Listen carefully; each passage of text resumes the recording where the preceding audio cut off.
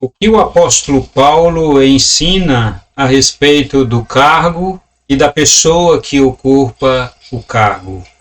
Sobre a autoridade constituída e a pessoa que é investida da autoridade constituída. Uma coisa é o cargo, a autoridade constituída, outra coisa é a pessoa que ocupa o cargo e que é investida da autoridade instituída. É sobre isso que eu vou falar neste vídeo. Pessoal, é a continuidade da exegese do capítulo 13 de Romanos, do verso 1 a 7, e hoje farei a exegese do versículo 4. Eu quero saber como é que você está, beleza? Boa tarde, seja bem-vindo ao canal F. Carvalhon, Cristianismo e Política. Obrigado você recém-inscrito no canal, você que comenta, que deixa o like e que compartilha. Confere aí se a sua inscrição está ok e se o sininho está acionado para que você possa receber os vídeos novos do canal. Francisco Carvalho, neste 9 de abril. Então, vamos à exegese do versículo 4 de Romanos 13, a primeira parte do versículo. Eu vou separar o versículo em três partes, aquela divisão natural que o versículo tem. E a primeira parte do versículo completa o versículo anterior, o versículo 3. Antes de fazer a exegese, eu vou ler o versículo em português na Revista Corrigida Fiel, porque ela é ministro de Deus para o teu bem. Mas se fizeres o mal, teme, pois não traz de balde a espada, porque é ministro de Deus e vingador para castigar o que faz o mal. Agora farei a leitura na língua original, no grego, a língua em que Paulo escreveu. Diz: Teugar diáconos destinso ieisto agaton. Aqui nós temos o substantivo teu, Deus. Aqui nós temos a conjunção gar. Ela aparece lá no versículo 1 e também aparece no versículo de número 3, no versículo anterior. Gar quer dizer existir para um fim, existir corretamente para um fim, para um propósito. E em seguida temos aqui o substantivo masculino diáconos. A Bíblia Almeida, em todas as suas versões, traduzem o diáconos, este substantivo masculino, por ministro. A clássica tradução americana King James e a NVI traduzem o diáconos como serva. Em seguida, o verbo estim, que é o nosso verbo ser, ele aparece aqui no presente do indicativo, na terceira pessoa do singular, que quer dizer ele é. Em seguida, nós temos o soe, que ocorre aqui na segunda pessoa do singular, é um pronome soe, que quer dizer você. Depois a preposição eis, que é para. Aí temos aqui o to, que é o artigo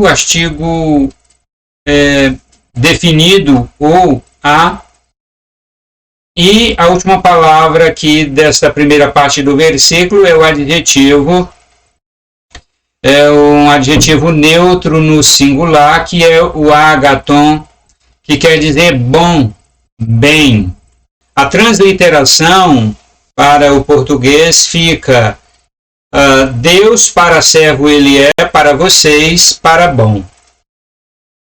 Traduzindo para o nosso português, traduzindo para uma leitura compreensiva em nosso português, fica da seguinte maneira: ela é serva de Deus para o bem de vocês.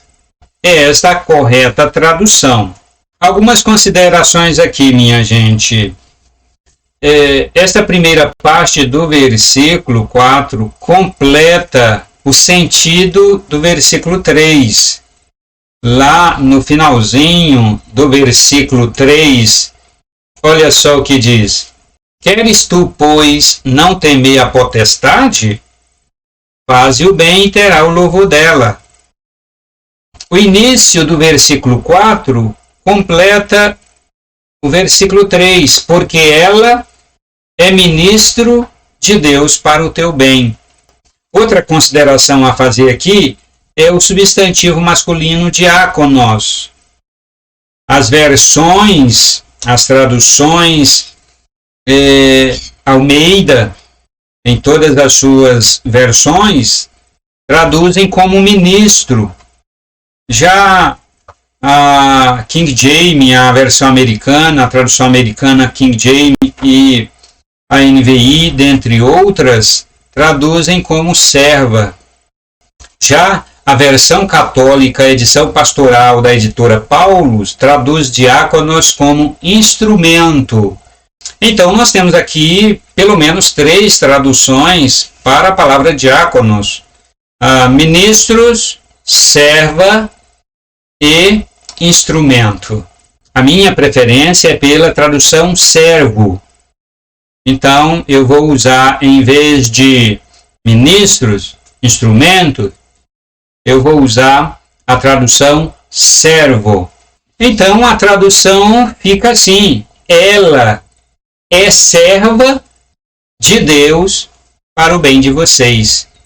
E aqui eu faço 2 perguntas retóricas para explicar a vocês o sentido do texto. A primeira pergunta é: ela quem? Quem é ela, a serva de Deus? A resposta é a exousia. A exousia que ocorre no verso 1, no verso 2 e no verso 3. E o que é a exousia? Exousia é a posição. É a investidura do cargo. É a autoridade da posição. É a posição hierárquica, a qual eu já falei na exegese dos versículos anteriores. Inclusive, vou deixar aqui em cima os vídeos das exegeses do versículo 1, 2 e 3. Então, o que é a exousia? É a posição hierárquica, é o cargo, é a função, é o poder que existe no cargo, é a investidura do poder que há no cargo. Então, esta exousia, Paulo diz, é serva de Deus. A exousia é serva de Deus. A função, o cargo, a posição hierárquica é serva de Deus. Paulo, aqui nesse texto de Romanos, capítulo 3, verso 1 a 7, ele faz diferença entre aquele que ocupa o cargo e o cargo. Aquele que é investido com o poder que existe no cargo, na função, e a função em si. A diferença entre a posição hierárquica e aquele que ocupa a posição. E Paulo trata nesse texto, ele faz diferença aqui nesse texto entre um e outro. Tanto é que ele não chama de servo de Deus aqueles que ocupam o cargo. Pelo menos aqui não. Por falta da compreensão correta dessa diferença entre o cargo e aquele que ocupa o cargo, é que os cristãos, em geral, são muito tímidos, né? Alguns chegam ao ponto de dizer: não toque no ungido de Deus, não toque na autoridade, na pessoa, não toque nela, que ela é ungida de Deus e não pode ser tocada, ela é quase que intocável, ninguém pode mexer, ninguém pode tirar ela do cargo, ninguém pode fazer nada para que ela seja tirada do cargo, porque foi Deus que colocou ela ali e ela não pode ser mexida, porque se mexer com ela, está mexendo com Deus. Tem muitos cristãos que acreditam nisso, por falta da compreensão correta, e Paulo ajuda muito aqui fazendo essa diferenciação entre o cargo e aquele que ocupa o cargo. A segunda pergunta retórica que vai nos ajudar a compreender esse texto é esta parte que diz: serva de Deus para o seu bem, para o bem de você. Pergunta é: você quem? Quem é esse você que o apóstolo Paulo está dizendo que a exousia é serva de Deus para o seu bem? Quem é o você? A resposta é exatamente as pessoas que fazem o bem, lá do versículo 3. Você quer não temer as exousias? Faz o bem, faz o que é certo, faz o que é correto. Vive em corretude de vida. Vive dentro da lei especial e vive dentro da lei natural. Porque as exousias, elas não são opostas à lei natural. As exousias não militam contra a lei natural e contra a lei especial. Porque as exousias não são pessoas, mas são os cargos. E os cargos e as posições hierárquicas, que são instituições divinas, elas estão alinhadas com a lei natural e também estão alinhadas com a lei especial. Então, você quer não temer as exousias? Viva de acordo com a lei natural e viva de acordo com a lei especial. Então você vai ter o louvor das exousias. E isso é muito importante, minha gente. Veja que eu disse que Paulo está fazendo aqui a diferenciação entre a função e aquele que ocupa a função. A função é a exousia, a posição hierárquica, e aquele que ocupa a função, a posição hierárquica, ele chama de arcontes, que são os governantes, os que governam. Então Paulo disse: olha, você quer não temer as exousias? Mas ele não disse: você quer não temer os governantes. Não foi assim que ele disse. Mas você quer não temer as exousias? Porque estas exousias, naturalmente, o mesmo Deus que instituiu a lei natural e a lei especial é o mesmo Deus que instituiu as posições hierárquicas, as exousias. Por isso é que ele diz: você quer não temer as exousias? Vive corretamente dentro da lei natural ou dentro da lei especial, que você não vai entrar em conflito com a exousia. Agora a segunda parte do versículo, a leitura original. Eiandeto kakon foyens fobou ougar eiken tem maxaira fourei. Temos aqui a conjunção si, eia, a conjunção no entanto, portanto, der, o artigo to, artigo definido.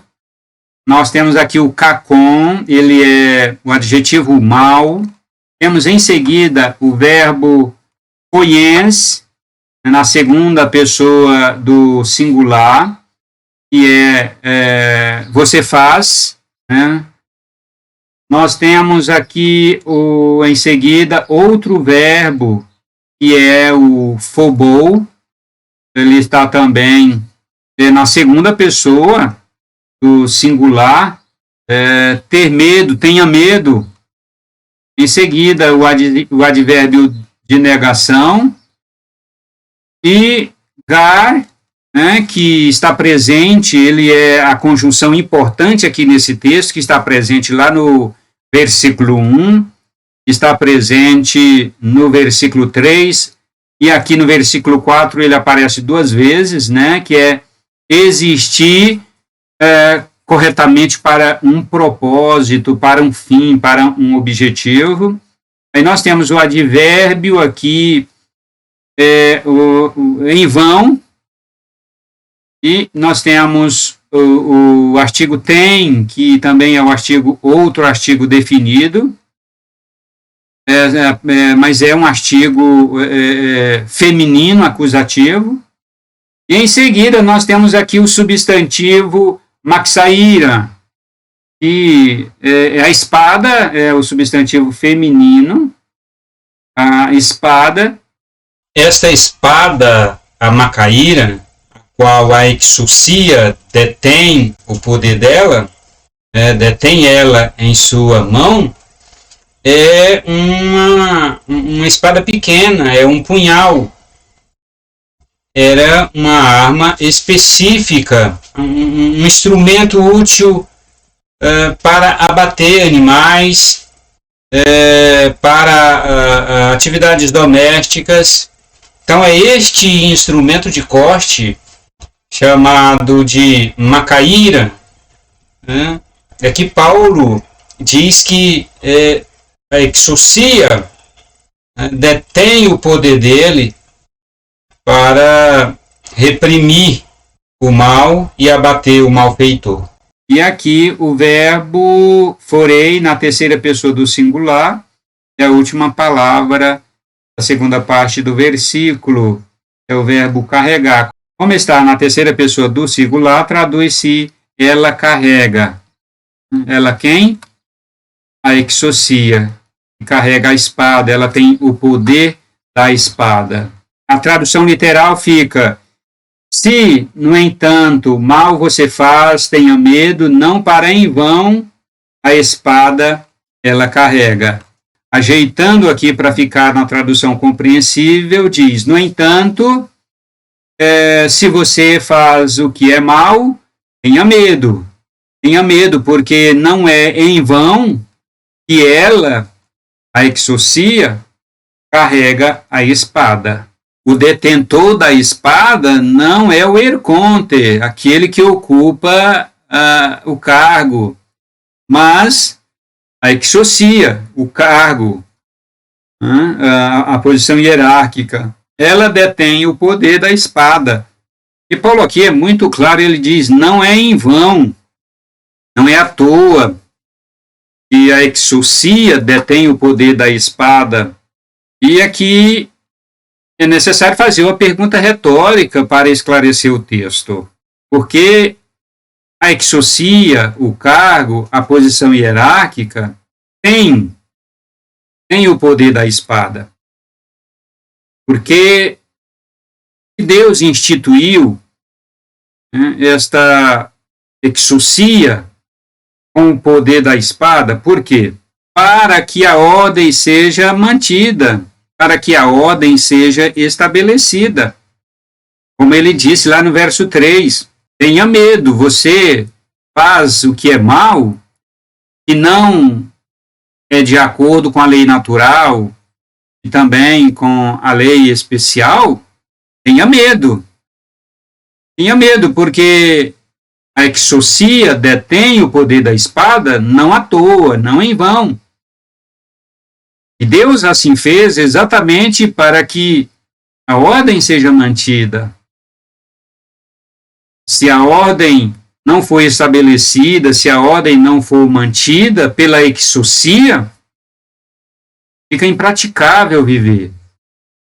A sociedade, o povo não sobrevive no caos. É difícil a sobrevivência humana no caos, na desordem. Então Deus, para que a humanidade pudesse subsistir e para que os países, as nações, os povos possam existir e subsistir, ele instituiu a exousia, investindo-lhe de poder da espada, a fim de que com este poder, o poder da exousia, reprime os desordeiros, os malfeitores, e estabelece a ordem. Então, quem tem a índole de trazer a desordem, o caos, a maldade e a desobediência à lei natural e à lei especial, e as legislações vigentes né, alinhadas com a lei natural, inclusive, e com a lei especial, eles possam ter medo, eles venham ter medo da espada. Porque em desobediência, a espada vai se voltar para eles. A espada da exocia. A espada cuja exocia tem o domínio para que seja exercida sobre aqueles que desobedecem à lei. Só lembrando aqui, lei natural, lembre-se, lei natural, porque não há diferença, não há dissonância, discordância entre a lei natural e a exocia. É tudo alinhado, Deus instituiu tudo alinhadinho. Exocia, o cargo hierárquico. A lei natural. E depois Deus instituiu a lei especial. Se você vive dentro da lei natural e dentro da lei especial, não precisa temer a exocia, o poder da espada que é detida pela exocia. Não há o que temer. Agora, se a disposição do seu coração é para desobedecer a lei natural e a lei especial, e aqui trazendo para a nossa realidade nacional, para desobedecer a legislação, normalmente as legislações dos países, elas têm fulcro, elas estão debaixo da sombra da lei natural e da lei especial. Ainda que tenha muitas coisas nas leis das nações, como a nossa legislação brasileira, tem alguma coisa que é inspirada na lei de Deus, que é a lei natural e a lei especial. A lei natural é a lei que está na natureza. Quando Deus criou o mundo e tudo o que nele há, Deus criou a lei para que o mundo fosse sustentado por esta lei. E depois Deus instituiu um povo para si e também instituiu uma lei especial para este povo. Então, a nossa legislação, a legislação brasileira, tem fulcro, alguma coisa da nossa legislação tem inspiração nessa lei divina, neste conteúdo divino. E se a pessoa tem disposição no coração para desobedecer a legislação brasileira, ou melhor, para não obedecer, ela também é passiva da espada da exocia. Agora a última parte do versículo. Eugar diáconos estim, ekdikoseis, oriento to kakon prasonti. Então nós temos aqui o substantivo, theo, Deus, volta aqui a repetir o gar, a conjunção gar, existir para o correto objetivo, temos aqui o substantivo masculino singular, o diáconos, de novo ele aparece aqui, né? Servo, temos o verbo estim, o verbo ser, como ele está aqui na terceira pessoa do singular, traduzido como ele é. Temos aqui o adjetivo édicos, é um adjetivo masculino singular, quer dizer vingador, vingar, né, vingador. E nós temos aqui a preposição eis, para, e o substantivo feminino singular, orien. E aqui o artigo dativo masculino singular, o tom, né, ou outro artigo aqui, o artigo acusativo neutro, também no singular, o a. E nós temos aqui o adjetivo kakon, que é o mal, né? E finalmente o verbo presente ativo masculino singular, que é o prasonti, que é fazendo. A tradução literal fica: Deus para um servo, ele é vingador para ira o mal fazendo.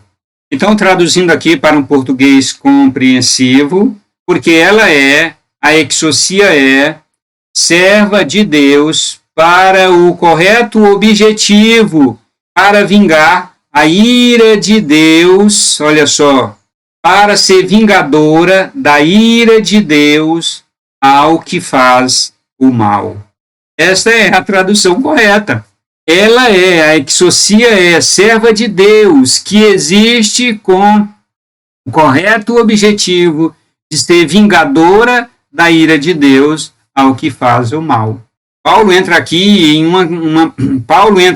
um ensino muito sensível, porque ele mais na frente vai dizer que Deus está irado contra os filhos da desobediência, contra os seres humanos naturais que vivem em desobediência impenitente à lei natural.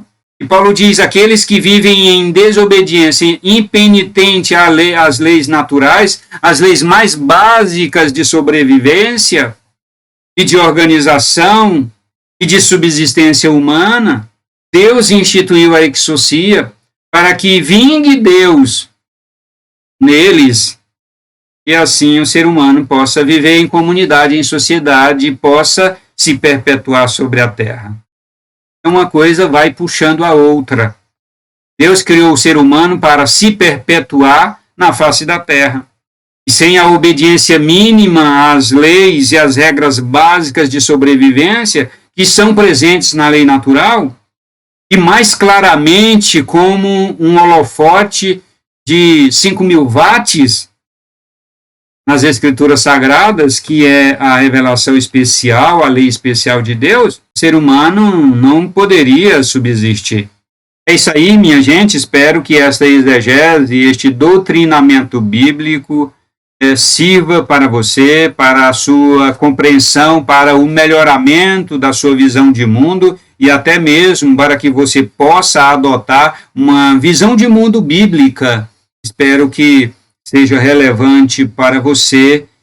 Compartilha aí ao máximo nas suas redes sociais, comenta aqui embaixo o que você acha deste doutrinamento bíblico do apóstolo Paulo em Romanos capítulo 13, especialmente agora no versículo 4, que é o objetivo, que é o objeto desta exegese. Escreve aqui nos comentários, deixa o seu like, que Deus abençoe você, que Deus abençoe a sua família, valeu! E a gente se encontra no próximo vídeo.